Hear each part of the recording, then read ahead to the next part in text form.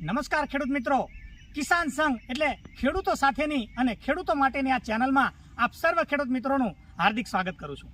ખેડૂત મિત્રો, ખાસ કરીને આખા ગુજરાતમાં એ સાર્વત્રિક વરસાદ એ પડી રહ્યો છે અને ઘણા બધા જિલ્લાઓની અંદર મેઘરાજા જાણે એ વધારે પ્રમાણમાં બેટિંગ કરી રહ્યા છે।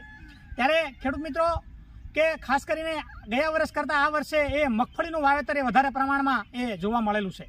ખાસ કરી અને સૌરાષ્ટ્રની અંદર તેમજ ઉત્તર ગુજરાતની અંદર એ મગફળી મોટા પ્રમાણમાં વાવેતર કરવામાં આવે છે। હવે એમ કહેવાય કે વધારે પ્રમાણમાં વરસાદ પડ્યા બાદ એ મગફળીના વાવેતરની અંદર એ ઘણા બધા પ્રશ્નો ખેડૂતોના ઉપસ્થિત થવાના છે। તો કેવા પ્રશ્નો ઉપસ્થિત થવાના છે? તો ખાસ કરીને મગફળી એ પીળી પડી જવી, તેમજ મગફળીની અંદર એ વરસાદ પડ્યા પછી પાણી લાગી જવું, તેમજ એ સિવાય ઘણા બધા પોષક તત્વોની ઉણપ પણ જોવા મળે છે। તો એ ખાસ કરીને મગફળી પીળી પડી ગયા બાદ એના નિવારણ માટે શું કરી શકાય, ફરીથી એ મગફળીને લીલીછમ કઈ રીતે કરી શકાય એની એ સંપૂર્ણ વાત આપણે આ વિડીયોની અંદર એ તમને જણાવવાના છીએ। તો ખાસ કરીને વિડીયોને અંત સુધી જરૂરથી નિહાળજો।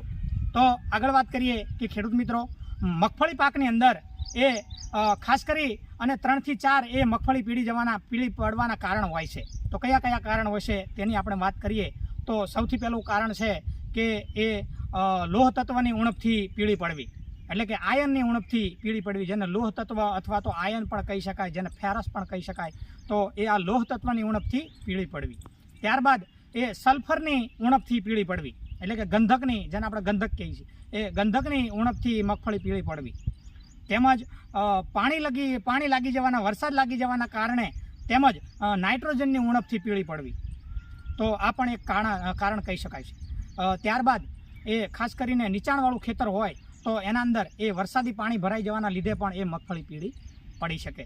તો મિત્રો, વિગતે આ એક એ જે મગફળી પીળી પડી જવાના જે કારણો છે એના વિશે આપણે વિગતે એક કારણોનું વિગતે ચર્ચા કરીએ। તો સૌથી પહેલાં આપણે વાત કરીએ કે લોહ તત્વની જે ઉણપ છે એ ઉણપથી મગફળી એ પીળી પડવી। તો કઈ રીતે આપણે એને ઓળખી શકાય કે આ લોહ તત્વની આ છોડની અંદર ઉણપ છે? તો તેની આપણે વાત કરીએ કે સૌથી પહેલાંના કયા લક્ષણો હોઈ શકે। તો જ્યારે તમે મગફળીનો છોડ હોય એ છોડને ત્યારે તમે જોશો તો એનો જે ઉપરનો જે કુમળા પાન હોય, જે નવા ફૂટતા કુમળા પાન હોય, એ તમને એ ખાસ કરીને મોટા પ્રમાણમાં પીળા જોવા મળે। તેમજ આ જે પીળા છે એ ધીરે ધીરે એ છોડના નીચેના ભાગ તરફ આગળ વધતી જણાય એ ત્યારે એવું સમજવું કે આ અને લોહ તત્વની ઉણપ છે, એટલે કે આયનની ઉણપ છે। તેમજ છોડના જે પાન હોય એ પીળા જોવા મળે, પણ પાનની જે અંદરની રગો હોય, જે નસો કહેવામાં આવે છે, એ નસો તમને લીલી જોવા મળે। તો ત્યારે એમ કહી શકાય કે એને લોહ તત્વની ઉણપ છે। આ એક એનું લોહ તત્વની ઉણપનું એ લક્ષણ છે। તો વળી એનું આપણે એ ઓળખાણ કરી, પરિચય કર્યો કે કઈ રીતે એ પીળી પડી છે। હવે એના નિવારણ માટે શું કરી શકાય તેની આપણે વાત કરીએ તો જે ખેડૂત મિત્રો ઓછા ખર્ચે એનું નિવારણ કરવા માગતા હોય તો એને ખાસ કરી અને તમને પ્રોવિઝન સ્ટોરની અંદર હીરાકસી એ મળતી હોય છે। તેમજ એ 100 ગ્રામ હીરાકસી લેવાની છે। તેમજ પ્રોવિઝન સ્ટોરની અંદર, લગભગ બધા પ્રોવિઝન સ્ટોરની અંદર એ લીંબુના ફૂલ એ તમને મળી જશે। તો એ 10 ગ્રામ લીંબુના ફૂલ લેવાના છે। તો એક પંપની અંદર 100 ગ્રામ હીરાકસી તેમજ 10 ગ્રામ લીંબુના ફૂલ આ બંને બરોબર મિક્સ કરી અને પછી પ્રતિ પંપની અંદર એ આ દ્રાવણ ભેળવી અને એનો છંટકાવ તમારે મગફળીની અંદર કરવાનો છે। ઓછા ખર્ચે આ તમારું દ્રાવણ તૈયાર થશે અને ઓછા ખર્ચે તમે એ લોહ તત્વની ઉણપને નિવારી શકશો। આપને જણાવી દઉં કે હીરાકસી છે એ એક અદ્રાવ્ય છે, એટલે કે એ પાણીમાં દ્રાવ્ય નથી। એના માટે તેને ખાસ કરીને 10 ગ્રામ લીંબુના ફૂલ નાખવામાં આવે છે। તો લીંબુના ફૂલ શા માટે નાખવામાં આવે છે? લીંબુના ફૂલની અંદર સાઇટ્રિક એસિડ હોય છે, તે આ હીરાકસીને દ્રાવ્ય સ્વરૂપમાં લાવવાનું કામ કરે છે। તેમજ આ જે દ્રાવણ છે એને લભ્ય બનાવવાનું કામ એ સાઇટ્રિક એસિડ કરતું હોય છે। એટલે ખાસ કરીને તમે આ પ્રમાણે હીરાકસીનો જો ઉપયોગ કરી અને નિવારણ કરવા માગતા હોવ તો એ 10 દિવસના અંતરે ગાળે તમે 2 વખત એના છંટકાવ કરી શકો છો। ઉપરથી છંટકાવ કરવાનો છે મગફળીની અંદર। આ હીરાકસીનો ઉપયોગ કરવા ન માગતા હો અને તમે એવું માનતા હો કે બજારમાંથી અમારે કોઈ ટેકનિકલ લાવી અને એનો ઉપયોગ કરવો હોય તો એના માટે બજારમાંથી તમને એ સિલિટેડ આયનનું એક તમને એ ટેકનિકલ મળશે। સિલિટેડ આયનનું 12% ટેકનિકલ, જેને બજારની અંદર EDTA ના નામથી ઓળખવામાં આવે છે। તો એ તમે લાવી અને એક પંપની અંદર એનો 20 ગ્રામ નાખી અને એનો છંટકાવ કરી શકો છો એક પંપની અંદર. તો આ રીતે તમે એ લોહ તત્વની ઉણપ એ નિવારી શકો છો. ત્યારબાદ આગળ વાત કરીએ કે સલ્ફરની ઉણપ.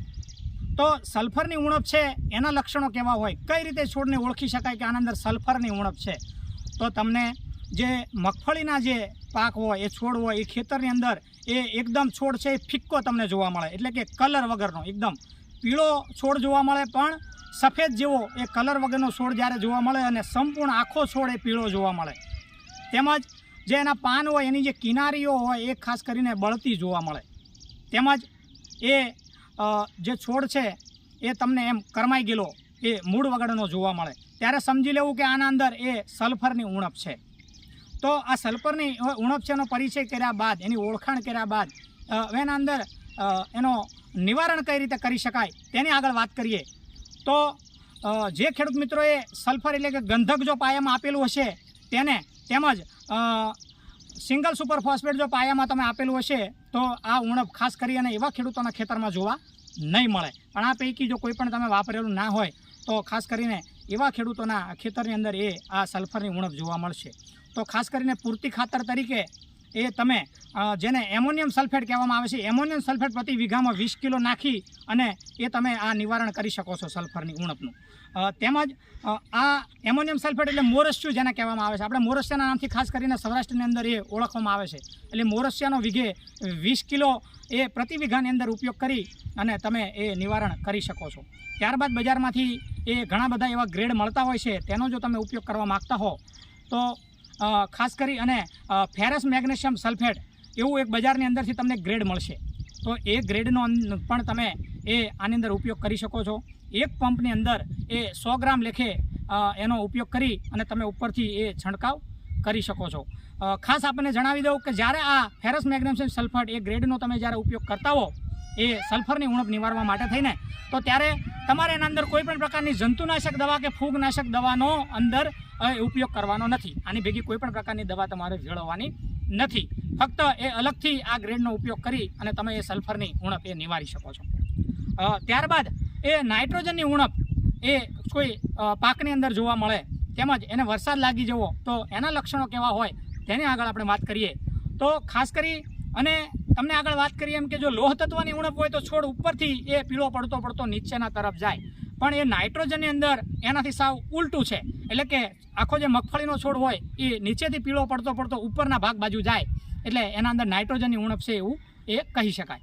ખાસ કરીને નીચેના જે એ ઘરડા પાન હોય એકદમ પીળા પડી જાય અને ધીરે ધીરે એ સુકાવા મળે, એટલે સમજી લેવાનું કે એના અંદર નાઇટ્રોજનની ઉણપ છે. ત્યારબાદ એ વરસાદનું જો વધારે પ્રમાણમાં વરસાદ જો પડી ગયો હોય જે વિસ્તારની અંદર તો એના કારણે પણ મગફળી પીળી પડતી હોય છે, તો એના માટે પણ એ નાઇટ્રોજનની પૂર્તિ કરી અને તમે એ ઉણપને નિવારી શકો છો. તો નાઇટ્રોજનની ઉણપ નિવારવા માટે શું કરી શકાય તેની આપણે આગળ વાત કરીએ કે ખેડૂત મિત્રો તમને જણાવી દઉં કે કોઈપણ સરકારશ્રી દ્વારા તેમજ કૃષિ યુનિવર્સિટી દ્વારા તેમજ કોઈપણ કૃષિ નિષ્ણાત દ્વારા મગફળીના પાકની અંદર એ યુરિયા નાખવાનું કોઈ પણ ભલામણ કરવામાં આવેલી નથી. એ મગફળીના પાકને યુરિયાની કોઈ પણ જરૂરિયાત રહેતી નથી. છતાં પણ ઘણા બધા ખેડૂત મિત્રો આ મગફળીની પીળાશ દૂર કરવા માટે થઈને એ યુરિયાનો ઉપયોગ કરતા હોય છે. તો એના માટે જણાવી દઉં કે નાઇટ્રોજનની જો ઉણપ તમને જોવા મળે તો એ તમે એના નિવારણ માટે એ યુરિયાનું 1% દ્રાવણ બનાવી અને તમે એનો છંટકાવ કરી શકો છો. યુરિયાનું 1% દ્રાવણ એટલે કે એક પંપની અંદર 150 ગ્રામ યુરિયા લઈ અને એને બરોબર ઓગાળી અને તમે એ પંપ દ્વારા એનો છંટકાવ કરી શકો છો. 10 થી 12 દિવસના અંતરે એ 2 થી 3 છંટકાવ એ તમે કરી અને નાઇટ્રોજનની ઉણપ છે દૂર કરી શકો છો. તેમજ વરસાદ લાગી ગયો હોય તો પણ એ આ તમે એ યુરિયાના દ્રાવણનો છંટકાવ કરશો તો પણ તમારી મગફળી છે એ પાછી પડી જશે, એ રિકવર થઈ જશે, જેથી કરી અને નાઇટ્રોજનની ઉણપ એ દૂર થશે. જો તમે ખેડૂત મિત્રો આ કરવા ન માગતા હો તો તમે બજારની અંદરથી એવા ગ્રેડ મળે છે, ખાસ કરીને 19-19-19 છે, 20-20-20 છે, NPKના જે ગ્રેડ છે એનો પણ તમે આના અથવામાં ઉપયોગ કરી અને મગફળીની જે નાઇટ્રોજનની અને ફોસ્ફરસની વગેરેની જે ઉણપ છે એ તમે એ નિવારી શકો છો.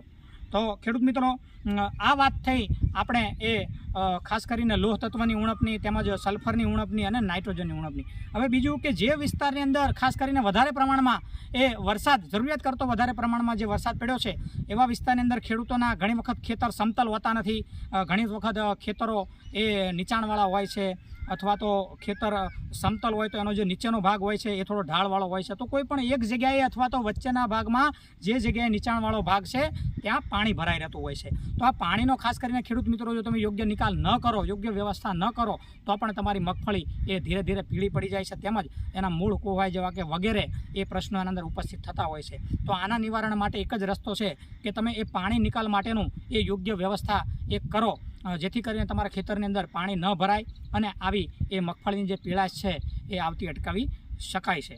તો ખેડૂત મિત્રો ઘણી બધી વાત આપણે કરી આ મગફળી વિશે કે એનું લોહ તત્વની ઉણપ તેમજ સલ્ફરની ઉણપ તેમજ નાઇટ્રોજનની ઉણપ અને પાણી ભરાઈ જવા વગેરે કારણથી એ જે મગફળી તમારી પીળી પડી હોય અને તમને આ જણાવ્યા મુજબના જો કોઈ પણ તમે એ જે ટેકનિકલ છે, ગ્રેડ છે, એનો ઉપયોગ કરી અને તમારી મગફળીની પીળાશ એ દૂર કરી શકો છો. ખેડૂત મિત્રો અમે હંમેશા ખેડૂતોને યોગ્ય માર્ગદર્શન મળી રહે તેના માટે થઈને ખાસ કરી અને અમે અલગ અલગ યોજનાકીય તેમજ એ કૃષિ વિષયક એ માહિતી મૂકતા હોઈએ છીએ. અહીં અમે આ જે કાંઈ માહિતી અને તમને જે કાંઈ ભલામણો કરીએ છીએ એ અમારા એ પર્સનલ આંતરિક અનુભવો અને અમારા અભ્યાસના આધારે તમને જણાવતા હોઈએ છીએ. એટલે ખાસ કરી અને ખેડૂતોને ઉપયોગી બને એના માટે થઈને ખાસ કરીને આ માહિતી તમારા સુધી પહોંચાડતા હોઈએ છીએ, જેથી કરી અને કિસાન સંઘ ચેનલ સાથે હંમેશા જોડાયેલા રહો અને અવનવા વિડીયો જોતા રહો. હજી સુધી આપ અમારી કિસાન સંઘ ચેનલને જો સબસ્ક્રાઈબ ન કરી હોય તો સૌથી પહેલાં સબસ્ક્રાઈબ કરી લેજો, જેથી કરી અને આવા અવનવા વિડીયો તમને પોતાની સ્ક્રીન પર જોવા મળી શકે. આભાર.